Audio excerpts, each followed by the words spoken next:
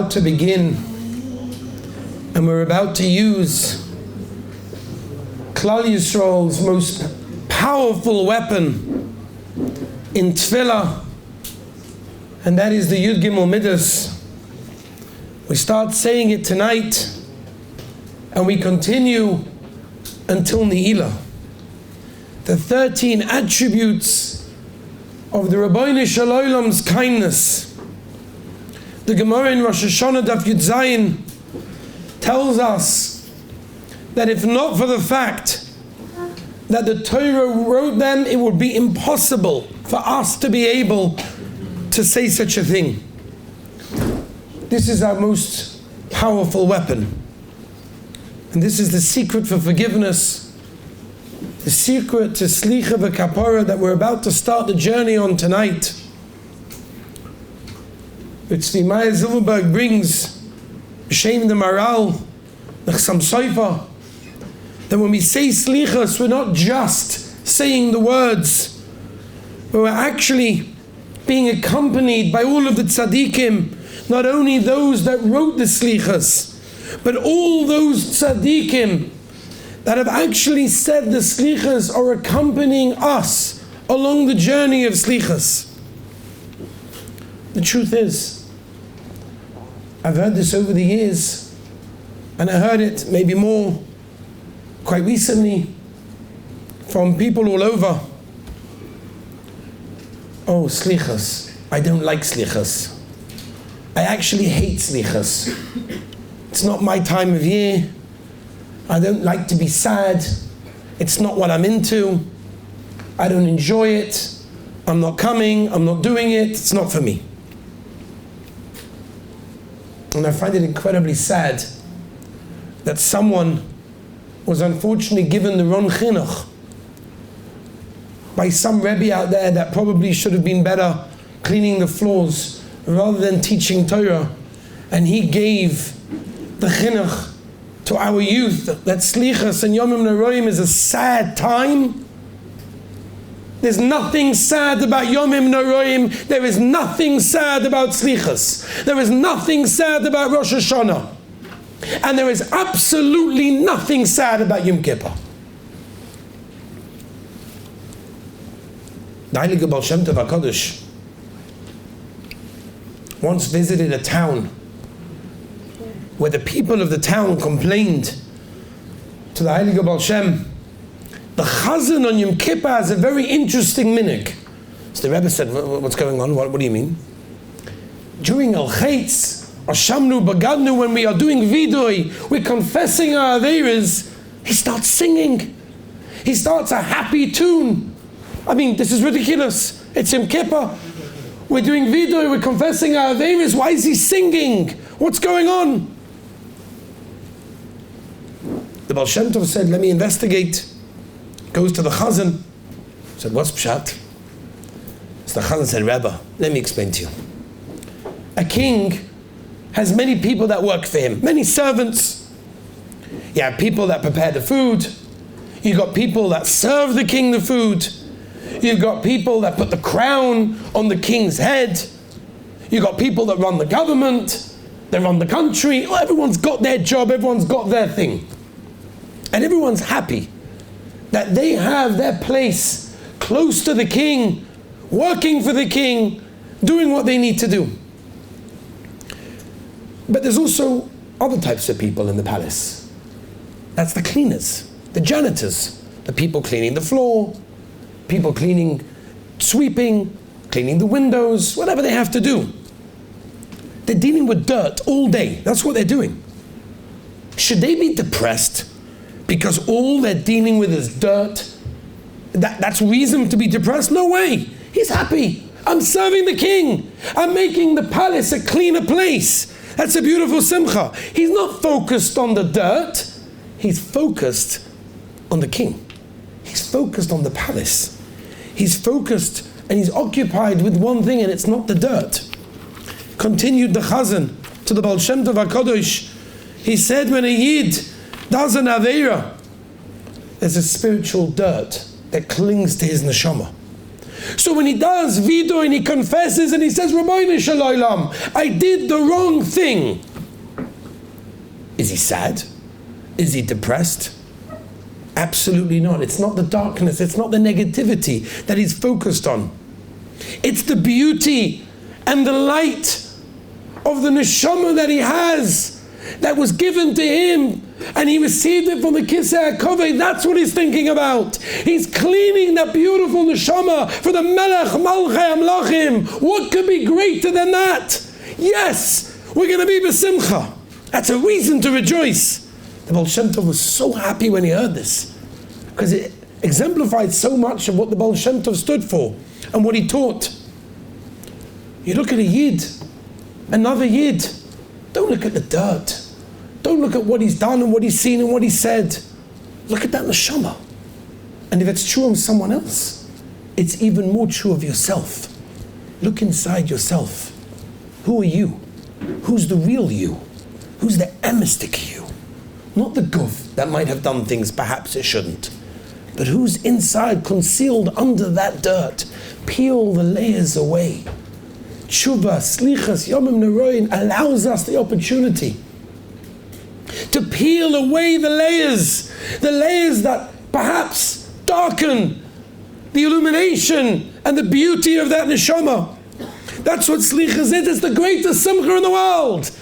We are going to dance tonight and all the way through, because it's the greatest simcha, the fact that we have the ability to turn to the Melech Malchei Amlachim who's waiting for us to say, I'm sorry.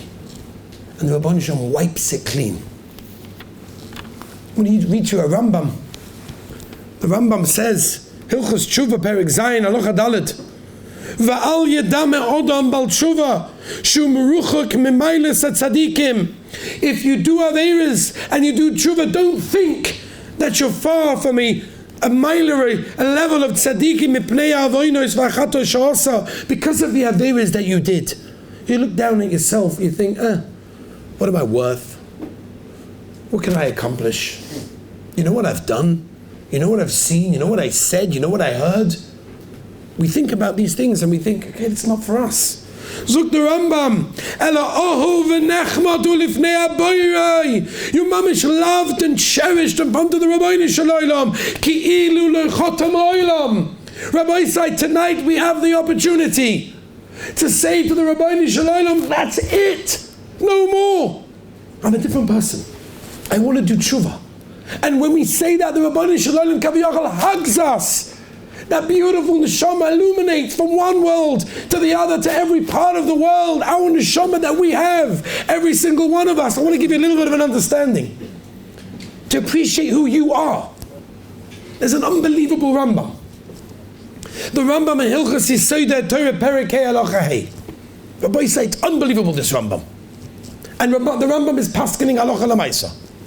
The Rambam says that if a guy walks in to wherever it is, and he says to a bunch of Yidden that are standing there, give me one Yid and we're going to kill him.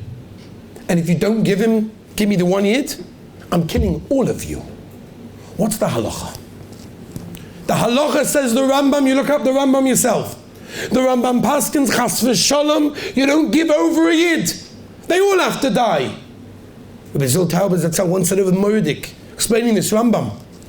Just imagine, if you're living in a place, a generation, a time, whatever it is, with tzaddikim, gedolim, geoinim, tamidei chachomim, people that are sitting and learning, people that are kedusha v'tahara, they avodas Hashem, it's at a whole different level. You got people that are davening, that are saying tehillim, that are learning, whatever it is. And then you've also got one Yid who unfortunately got a little bit of a sickness. He's now a vegetable in hospital, just lying there, can't do anything, can't see, can't speak, can't act, nothing, can't do anything. Basically brain dead. He's basically brain dead. And he's in the hospital in that room. Imagine if a guy walked in and said, give me one Yid, otherwise you all die. They probably would sit down and say, listen, none of us want to die. This vegetable anyway, unfortunately we feel bad for him, we're going to dump for a fush lema, but Lamaisa, there's not much he can do. He's a vegetable, he can't do anything. Let's give him and save all of us. The Rambam says, no. All of them have to die, because every Yid has so much intrinsic Kedusha. There's so much inside him that we can accomplish, that we can do. We look at ourselves and we think, what can I do? The Rambam tells us no, absolutely not. There's so much that we could do, but we just don't realize it. I was crying on Erev Shabbos yesterday, Erev Shabbos, and I received a message from a young woman who's gone through a terrible, terrible life. I don't want to describe what she's gone through, but it's terrible. And she wanted to know, Rosh Hashanah coming up, Yom Kippur coming up, and in her words, I'll read you the words, I wrote them down. I don't want any connection to God. I don't want Rosh Hashanah. I don't want to acknowledge that He's the King, because He put me through hell. That was Erev Shabbos. Thursday night, a phone call from a Choshev Yid, years and years waiting for his Zivug, no Shidduchim in sight, begging, asking, says to me, the words that he used were, the Rabbeinu Shalom's abandoned me. Wednesday night, a divorced man,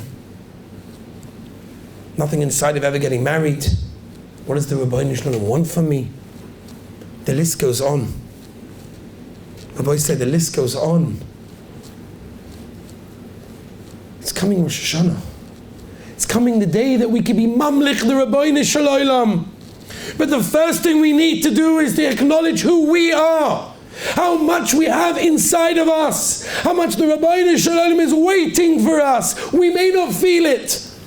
It may look so dark out there. It may look so difficult. Life is so challenging. People go through nisyonos. Oy. People go through hardships. You don't want to know. But ultimately, every one of us have to realize that the Rabbeinu Shalom is waiting to hug us, kaviyachol, to give us that kiss, that hug, and says, I'm waiting for you to come home. Svasemer says, Ma'achris Hashanah, Reisesh Hashanah, from the end of the year to the beginning of the year, from the beginning of the year to the end of the year, the Rabbeinu was waiting every moment. When is he coming home? I remember a few months ago when I was able to speak to one of the hostages that got released from Gaza. He was telling me some of the things that he went through. Every day he's waiting, he's waiting, he's waiting. Just thought, that's the Rabbeinu Shalom, he's waiting for us. He waits and waits. Okay, Elul came, we had the shofar, maybe it didn't go. Slichos, now's the time, tonight we're going to open the slichos. Whether you do understand the words, you don't understand the words, it's irrelevant. The Rabbeinu Shalom is waiting for us to do tshuva. He's waiting for us to say in English the words, Rabbeinu Shalom, I'm sorry. I did things that I shouldn't have done. I'm going to be better. It wasn't a year that I expected. We say, Rachmana da'ane la'aniyeh aninon. Rachmana da'ane l'svire liba anenon. The weak people, the broken people. We beg the Rabbeinu Shalom, listen to us. Please, Rabbeinu Shalom, listen. And I'm saying, Aniyah Cotton, I'm just saying that I'm surrounded here by some of the greatest neshamas of our generation. I've been zoicha to know some of you more than some others. We're getting to know the new olam. But I've spoken, Baruch Hashem, to every single boy, some more, some less. I could tell you, I've heard things unbelievable. And I think to myself so often, do you realize who you are? What you've gone through, what you've experienced, what you've seen, what you've heard, and you're still coming to a slichas. And you're coming to Shabbos, to daven to the Rabbeinu Shalom. You know what's going on in Shemayim? They're stopping everyone. All the malachim, and they're saying, malachim, stop. My children, my dear children, who are sitting in yeshiva, and it's not easy for them to sit and learn. It's not easy for them to open up a slichas. They don't even understand what they're saying. They're not interested. They don't like slichas. But they came They tried, they made some little move in the right direction. Rabbeinu Shalom comes running, Kaviyachol, and says, my dear child, you're back home, Gavaldik. That's every one of us. You're so special, you don't even realize it.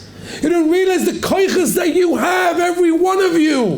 The koiches are indescribable. What you guys can accomplish, nobody else can. You're living in a generation which is so low, which means we can bounce so high. We just have to try, we just have to do that little bit. And the Rebbeinu Shalom is waiting for us to return. He's waiting for every one of us to come back to Him. Where's that beautiful neshama that I gave you? What did you do with it? It's covered with layers and layers and layers. Let's peel away the layers. The illumination, the brightness will be too bright for even the Balatanya, the Geras Tshuva. Even the Malachim can't even see it. And that's every one of us. Every one of us. We have that neshama. We have that koyach. Rabbeinu Shalom. Rabbeinu Shalom. I speak for the Olam. I'm just a Shlech Tzibur at this point, and then the real Shlech Tzibur will take over. Rabbeinu Shalom. We just want to be close to you. We just want to feel you. We just want to have a connection. That's what we want, Rabbeinu Shalom. It's so hard. You put us in this generation with everything around us, all the nisyonos, all the difficulties and the challenges that people are going through. And believe me, Rabbi, I hear this day in and day out. The emails, the phone calls, it's too much. Rabbeinu Shalom, die, enough.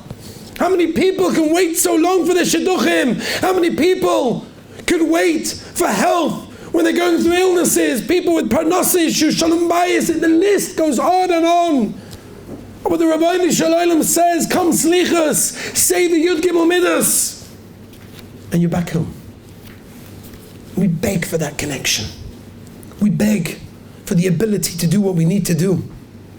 The Heilige Ramak, the Bnei Sascha, Megala Amukas, and many other tzaddikim tell us that tonight and all throughout Selichos, going all the way until Ne'ilah, when you read the Yud Gimel Midas Hashem Hashem, and we're going to say it tonight, the walls are going to shake. Zug the Bnei Sascha, the Ramak, the Megala Amukos. Think about the tzoros of Klal Yisrael. Have in mind those people that lost Rahman al-Islam, a child. How many parents this year sat Shiva for their children that they'll never see again? How many people sat Shiva for their siblings, for their parents? People that died. Al-Kiddush Hashem. Think about just a few days ago, the terrorist attack down the road from Yeshiva, 6 Kedoshim, who went along their day to Yeshiva, Koilel, work, whatever it was, expecting to come back to their wife, their children, whatever it was. And that's it, they're gone. Soldiers, one after the other. Every day you almost feel numb. You open the news, another soldier, another 4 soldiers. These are the shomas. These have families, they have parents, and they're gone. The hostages in Gaza, they're still there. 2 years, it doesn't make any sense. Zuk the Bnei Sascha, now is the time to think about the tzoros of Klal Yisrael. Think about what they went through. Spend a moment contemplating. Those that are sick, those that need shidduchim, those that need shalom bayis, the parnasa, and everything else that they need. Now's the time. Ober Rabbi Say, dig deep within yourself. Dig deep in yourself and see, what do I need to improve on? What can be makabel? What little thing do I need to fix and improve within myself to show the Rabbeinu Shalom it's real? Take upon a Kabbalah, make it real. We'll end with a Maisa. B'mei Chodesh the Mashkiach of Hebron, we were just there a few days ago. We saw the yeshiva about a decade and a half ago. So B'mei Chodesh was a bacha in Slobodka, in Hebron. We saw the building. If you remember, we pointed out that Slobodka, we couldn't get there obviously because the Arabs were there, but that's where the massacre happened. August 24, 1929, the Arabs went on a rampage, butchering men, women and children with knives, with all sorts of 70 Yidden including many Talmidim of the yeshiva, were lying dead on the floor. And as the Arabs were going from house to house, killing whoever was in their sight, this little mayor, along with many others, ran for his life. He didn't know where to go. He could have been the next victim in a second. He came up with a plan. He came up with a plan of what he's going to do to escape. And his plan was that he's going to lie down next to those that were murdered. And he wiped himself in their blood to show that he was dead. And hopefully if the Arabs walked in, they wouldn't continue shooting, they wouldn't continue stabbing or chopping up pieces. They would hopefully leave them for dead. That's what he did. And in those few seconds that he was there, he said this over later when he was the mashgiach in Hebron. He said, Rabbeinu Shalom, I'm taking upon a Kabbalah upon myself, and I promise you I'm going to keep it. He didn't say what it was. It's irrelevant for us to know. His life was spared. The Rabbeinu Shalom had Rachmanis. He became the mashgiach of Hebron. He made a Kabbalah. Rabbi Say, now's the time. Now's the time. Don't wait. Don't wait till Yom Kippur. Don't wait till Ne'ilah. Now, tonight, we're about to say Selichos. We're going to use the Gimel Midas. We're going to storm the heavens. But we're going to dig deep within ourselves, our beautiful selves, our amazing neshamas, our incredible koichas. And we're going to say, Rabbeinu Shalom, perhaps this year wasn't what it was meant to be. We're going to be better. We're sorry. We're not doing it again. We're going to makabel something that will hopefully help us get there. And when we do that, Be'ezus Hashem, we daven to the Rabbeinu Shalom. Shema Kodeinu. Siyata D'Shmaya, the Rabbeinu Shalom this year will give us all a chasima v'chasima toiva, yirotzen, shezachinu lekosiv v'sifin shel tzadikim gemurim alidei tshuva ma'ava, through the simcha of slichas, the simcha of singing and dancing, recognizing how much we have and the opportunities that we're given. Be'ez Hashem, the Rabbeinu Shalom will give us all the beautiful, incredible, successful year b'siyata d'shmaya.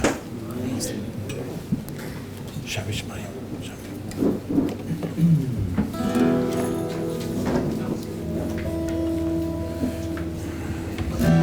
Nisha